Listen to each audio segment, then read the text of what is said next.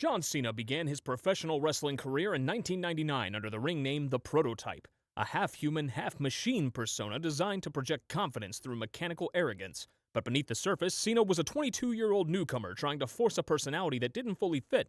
Trained at Ultimate Pro Wrestling, or UPW, in California, he threw himself into the work, using intensity and discipline to mask the fear that he might never break out of the developmental bubble.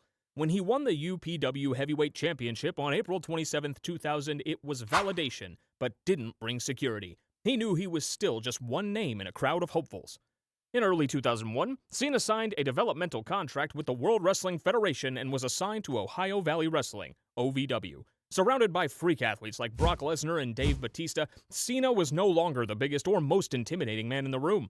He doubled down on lifting, tape study, and promo practice, driven by an insecurity that his look alone wouldn't be enough. During his time in OVW, he held the Southern Tag Team titles with Rico Constantino, but his robotic gimmick never connected beyond the developmental audience. At this point, Cena was all effort, no identity, a blank slate trying to invent a future. His break came on June 27, 2002, when he debuted on SmackDown to answer Kurt Angle's open challenge. When Angle asked what made him think he could compete at that level, Cena replied, "Ruthless Aggression." The line wasn't just a scripted catchphrase, it was a raw, truthful expression of how he felt.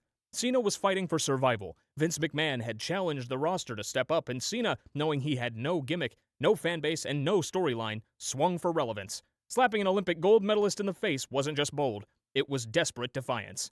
In these first few months, Cena wrestled in plain trunks with a buzz cut and no music fans remembered. He was presented as a generic good guy, honest, intense, and ultimately forgettable. Backstage, he felt it slipping. Later, he admitted he was on the verge of being released. Matches against Chris Jericho and Billy Kidman gave him chances, but nothing stuck. Cena was working hard, but emotionally, he was running on empty. A rookie hiding the pressure behind forced smiles, watching others ride past him and wondering how long he had left. Doctor of Thuganomics. By late 2002, John Cena's WWE career was on the brink of collapse. He was weeks away from being cut, his matches weren't resonating, and his plain babyface persona felt outdated in a post-Attitude Era environment. The turning point came during a European tour when Cena started freestyling on a bus to entertain the locker room. His improvised rhymes caught attention. Word reached Stephanie McMahon, who gave him the green light to try the character on television. For Cena, it was the first time he felt any creative control in WWE, a chance to let his real personality bleed through the script. In early 2003, Cena returned to SmackDown with a new heel persona, a brash, battle-rapping street character who called himself the Doctor of Thuganomics. His look shifted dramatically. Throwback jerseys, chain pennants, padlocks, backwards caps, and Timberlands replaced the plain trunks and boots. His promos became freestyle verses, often filmed in parking lots or backstage areas, filled with edgy insults and sexual innuendo. It was raw, confident, and deliberately confrontational, but behind the swagger, Cena was still operating under pressure. He knew this reinvention was his last shot, and every promo felt like an audition.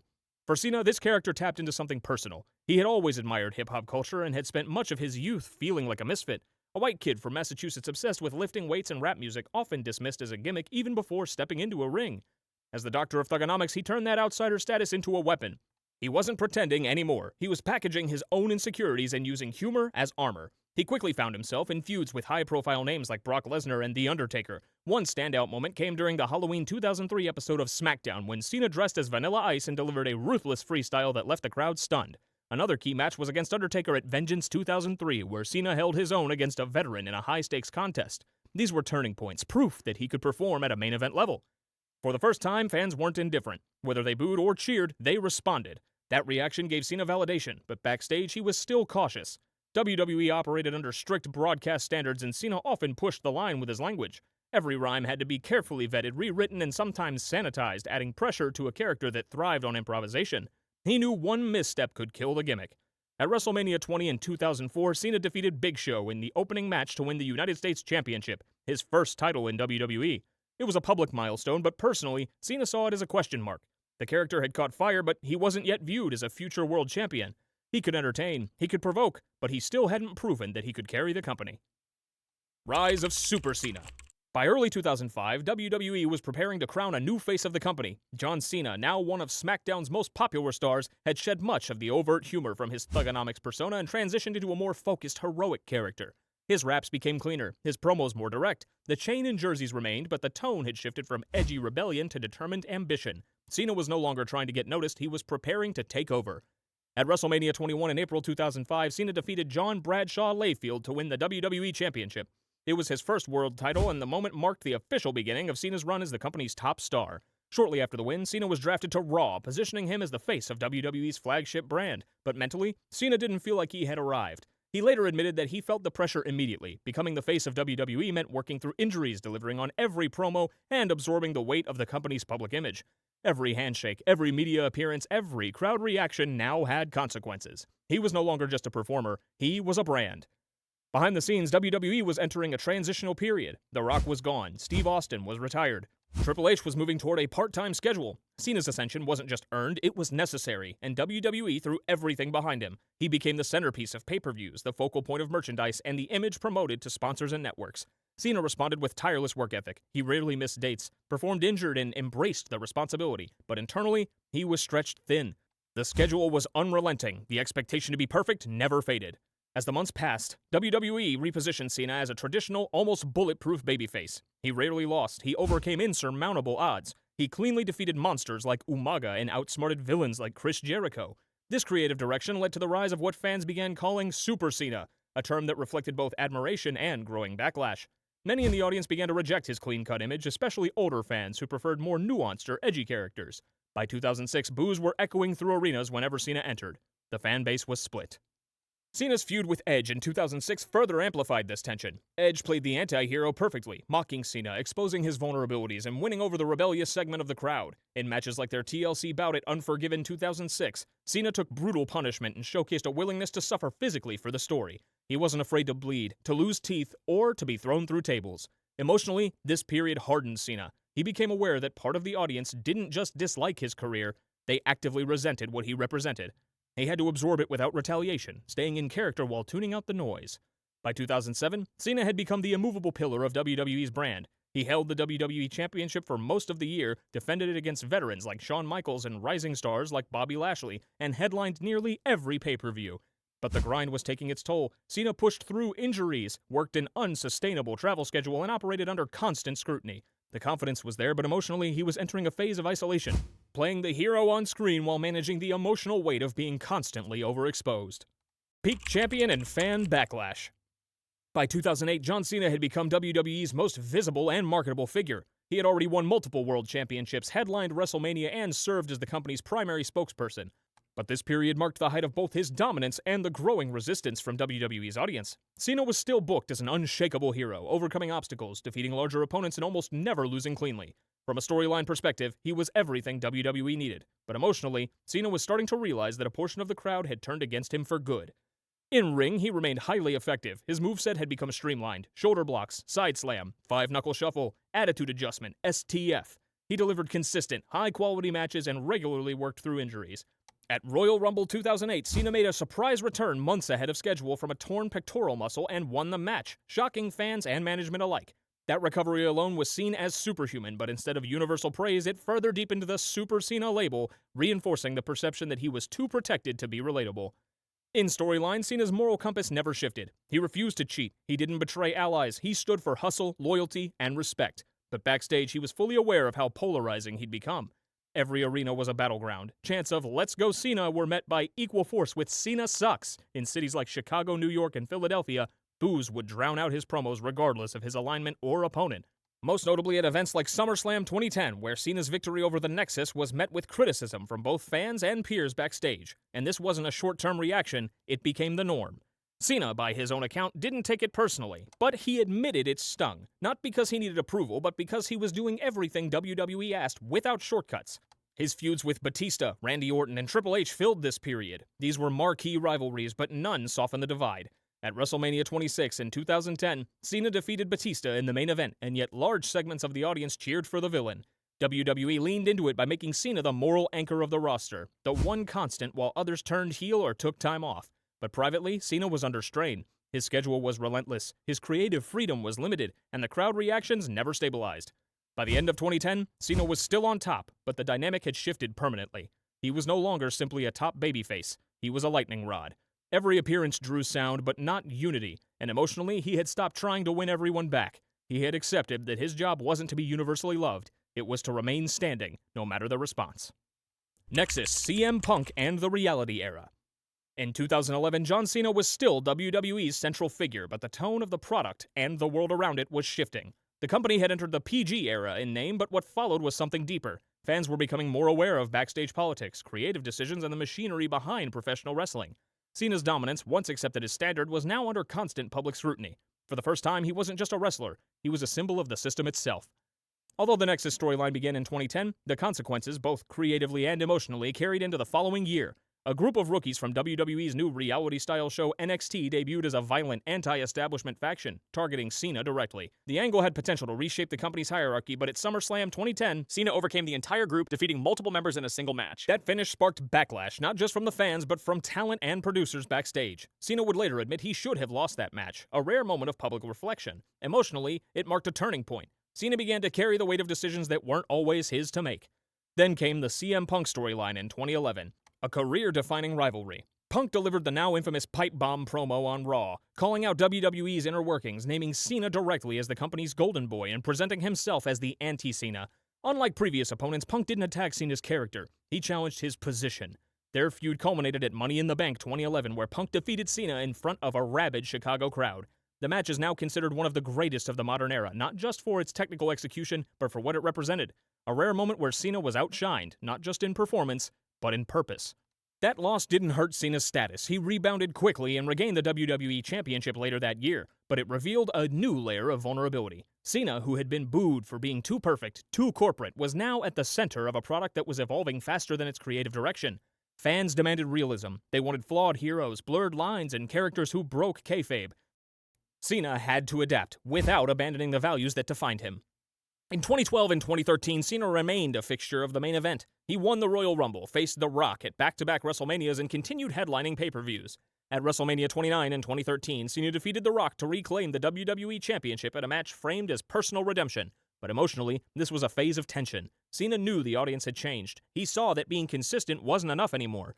His promos grew more reactive. His matches, especially against Punk, became more physically intense. He pushed harder, not to stay relevant, but to prove that he still belonged in a world that now questioned legacy as much as performance. The Rock, redemption, and injuries. By 2013, John Cena had been the face of WWE for nearly a decade. The weight of that role, both physically and psychologically, had begun to show. He wasn't just the company's top star anymore, he had become its default answer to every problem. Declining ratings, injured headliners, and even the need for mainstream crossover appeal. This period would test Cena's endurance more than any before it, both in the ring and in recovery. At WrestleMania 29 in April 2013, Cena defeated The Rock to win the WWE Championship. The match was positioned as a redemption arc. 1 year earlier, Rock had handed Cena a clean loss at WrestleMania 28, triggering questions about whether Cena could still close the biggest shows. The win in 2013 restored that status, but emotionally, it wasn't just about the title. Cena later admitted the first loss had humbled him. The rematch was a chance to silence doubt, not from fans, but from himself. But even in triumph, Cena's body was beginning to fail. In August 2013, he underwent surgery for a torn tricep, which had visibly swelled during his summer feud with Daniel Bryan. Cena returned just 2 months later, far ahead of schedule, and was immediately reinserted into a top-tier position, defeating Alberto Del Rio to win the World Heavyweight Championship. Behind the scenes, this reinforced a troubling pattern. Regardless of his condition, Cena was expected to return early and carry the brand. The physical expectations never ceased. In 2014, Cena was again placed at the center of WWE's top storylines. He became the face of resistance against the Authority, a corporate villain faction led by Triple H and Stephanie McMahon. At Survivor Series 2014, Cena captained a team that defeated the Authority, temporarily removing them from power in one of the highest stakes matches of the year. During this period, he also worked with emerging stars like Bray Wyatt and Rusev, often being booked to defeat them cleanly on major stages. At WrestleMania 31, Cena handed Rusev his first main roster loss, ending his undefeated streak. While consistent with his character, these outcomes drew criticism from fans who felt Cena was stifling the rise of new talent. Cena, for his part, continued executing the role he'd been given, but the perception of him as an immovable gatekeeper grew louder. Injuries continued to pile up. His schedule remained punishing, with house shows, international tours, and promotional appearances filling every week. By late 2015, Cena underwent shoulder surgery, his most serious layoff to date. This forced absence marked the first time in over a decade that WWE had to operate without him at the forefront. It marked the beginning of a necessary pause, and for the first time, Cena had to face the emotional weight of letting go. US Open Challenge and the veteran phase. In 2015, after returning from tricep surgery, John Cena entered a new chapter in his career, one defined not by dominance but by elevation. He He stepped away from the main event spotlight and focused instead on revitalizing the United States Championship. This wasn't just a change in booking, it was a statement of intent. After years of being accused of holding others down, Cena actively positioned himself to lift others up. The US Open Challenge began the night after WrestleMania 31. Each week on Raw, Cena issued an open invitation to the roster. The format was simple, but the impact was significant. Week after week, he delivered competitive, often pay-per-view level matches against rising stars like Sami Zayn, Cesaro, Stardust, and Neville. For fans, it became essential viewing. For Cena, it was a reset, a way to prove he still had value beyond title reigns or marquee placement. His feud with Kevin Owens in May 2015 became a pivotal moment. Owens, still NXT champion at the time, debuted by attacking Cena and pinned him clean at Elimination Chamber. It was one of the rare times Cena took a decisive loss to a debuting talent.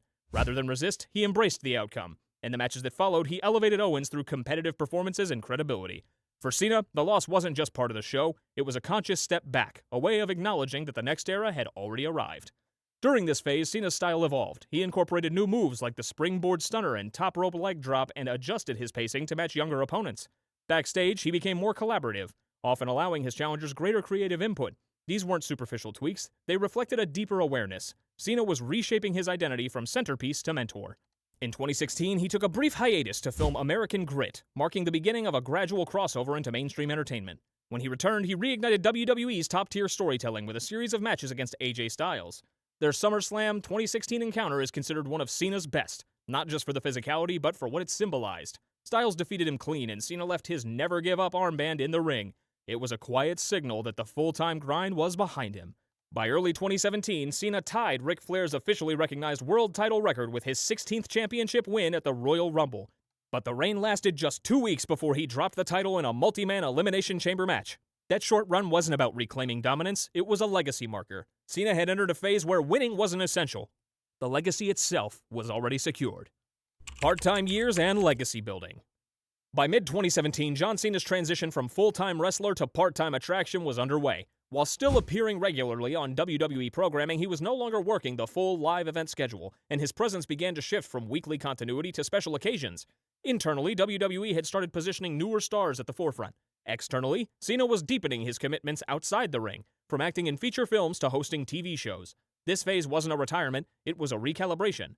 In July 2017, Cena was declared a free agent in storyline, allowing him to bypass brand-exclusive rosters and appear on both Raw and SmackDown as needed, a move designed to boost ratings and accommodate his limited schedule. He spent the rest of the year engaging in short programs with talent like Baron Corbin and Roman Reigns. The match with Reigns at No Mercy 2017 was framed as a symbolic passing of the torch. Reigns won clean, and Cena left his armband in the ring, echoing his earlier gesture at SummerSlam 2016. For Cena, it was a public acknowledgement that the future had officially arrived, and he wouldn't be at the center of it. During this period, Cena became more experimental in his promo work. His appearances grew less scripted and more self-aware, often addressing real-life criticism and fan backlash directly. When he returned to SmackDown in 2018 to build toward a one-off match with The Undertaker at WrestleMania 34, Cena leaned into this part-time role. He openly called himself a fan, sat in the crowd during shows, and positioned the match as a last-ditch challenge. At WrestleMania, the match lasted just under 3 minutes, a decisive squash that symbolized both Undertaker's mystique and Cena's new place on the card. Respected, but no longer invincible.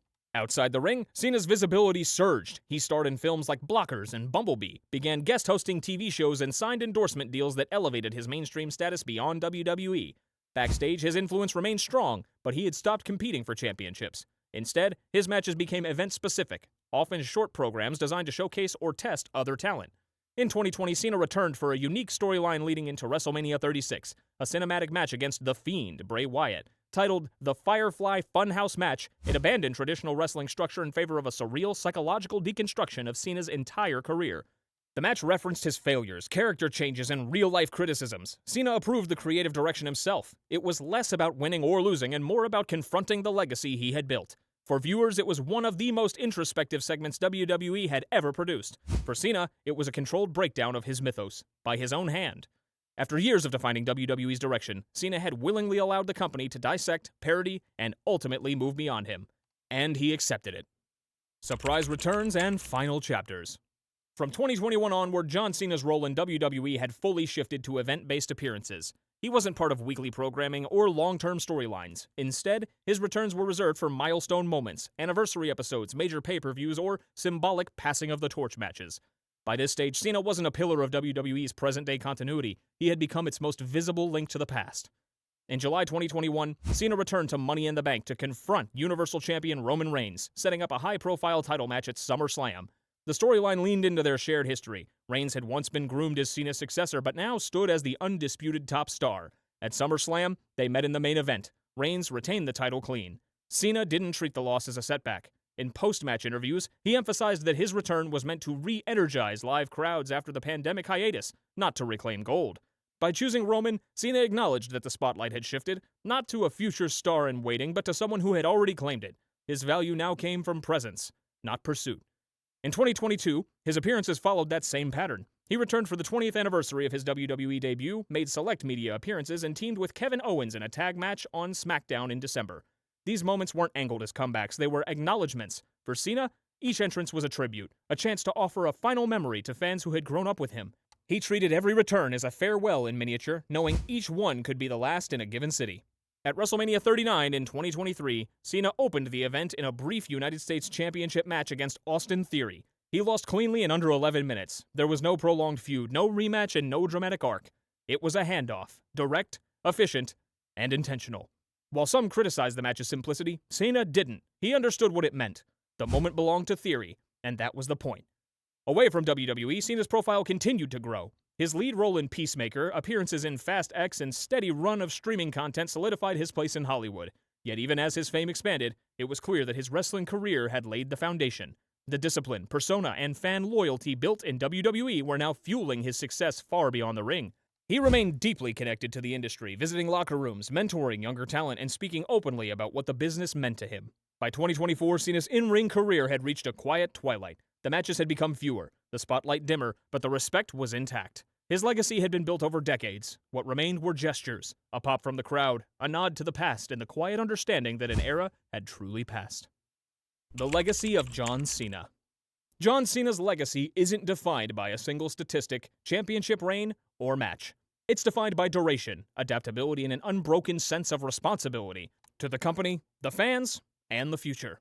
Across 2 decades, Cena held every major title, headlined countless WrestleManias, and served as WWE's public face during one of its most transitional periods. But numbers only tell part of the story. Cena's greatest strength was his consistency. In an industry built on reinvention, he maintained the same core mentality: hustle, loyalty, and respect, and made it work across wildly different eras. From the edgy rap battles of the Thuggonomics years to the corporate-friendly main event scene of the PG era, Cena delivered what WWE needed even when the audience didn't want it. He didn't pivot based on crowd reactions, he endured them.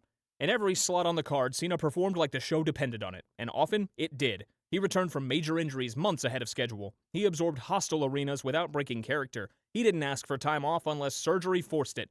The trust WWE placed in him wasn't about marketing, it was about certainty.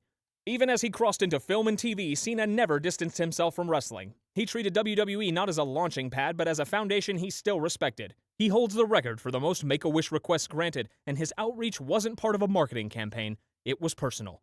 Backstage, he remained present, visiting locker rooms, mentoring young talent, and offering the same guidance he once needed. Wrestlers like Roman Reigns, Seth Rollins, and Austin Theory all stepped into spotlights once carried by Cena, sometimes with his help, sometimes in his shadow. His career was often controversial, his booking was polarizing, his dominance frustrated purists, but through it all, he remained professional, present, and self-aware. He didn't retire in a blaze of glory, he let his career fade on its own terms, in clean losses, in quiet returns, in cinematic self-parodies. He chose grace over nostalgia, and effort over entitlement. For a generation of fans, John Cena was the first name they cheered. For a generation of wrestlers, he was the standard they were measured against. And for the company itself, he was the anchor that never drifted, steady, visible, and committed to the end.